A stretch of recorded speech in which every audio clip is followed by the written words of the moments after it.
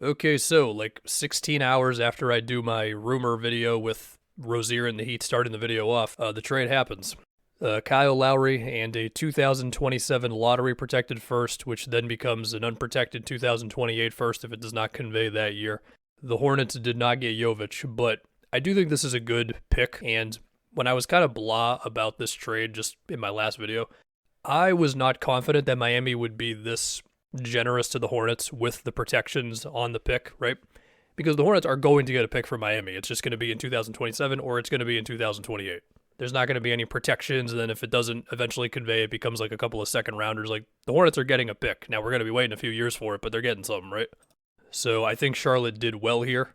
And as far as what happens with Kyle Lowry, I mean, you do think about a buyout. He just can't give you the scoring like that anymore. He can't give you the rim pressure like that anymore. He might still have a game where he just kind of gets hot from three or whatever, but so we'll see with Kyle Lowry. To think about now, Rozier with Miami. Rozier's pull-up three has been really cooking this year. He's at like 40% on pull-up threes, and NBA.com considers that step backs as well. And when you look at the ones he attempts, like, you can think that some of them are kind of reckless, but the percentages are what they are this season. Of course, he's going to have to rein some of that back in on Miami because, of course, between Jimmy and Bam and Hero, other guys are going to be doing a lot for this offense. But I think Rozier can fit into all that pretty well. Now, if you really want to dive into it, like, his catch and shoot threes have actually not been as good the past couple years.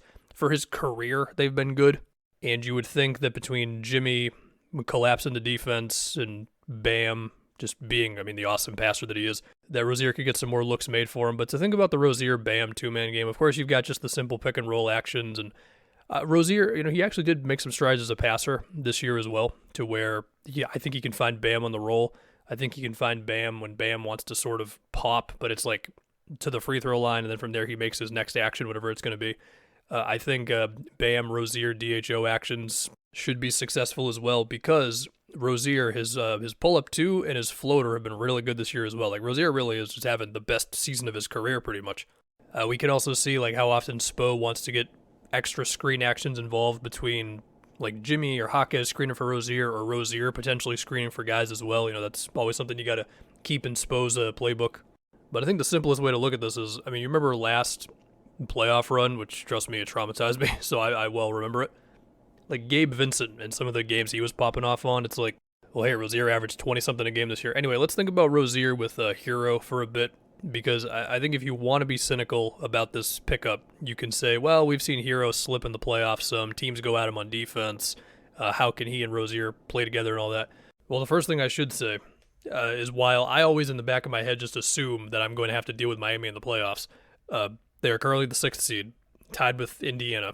They just got blown out by Orlando, who are a good defensive team, sure.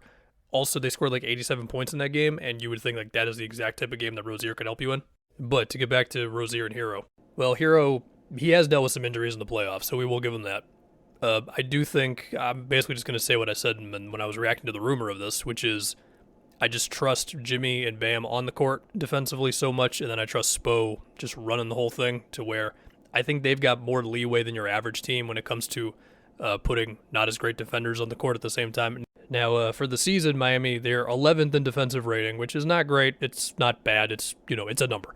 But when Jimmy and Bam are on the court together, which has happened for 19 games this year, I think I might have said like 15 or 16 when I mentioned this before. Miami's defensive rating is 109, which is equivalent to the Wolves' defensive rating. Now, obviously, every team has some sort of combo where the defensive rating skyrockets, but the point being, Miami does too. So the other thing, too, is that if Hero or Rozier are struggling in a playoff matchup, well, you can pull one of them if you really need to for the sake of like more defense or whatever, and then you still have the other guy who can get you some buckets, so that's that.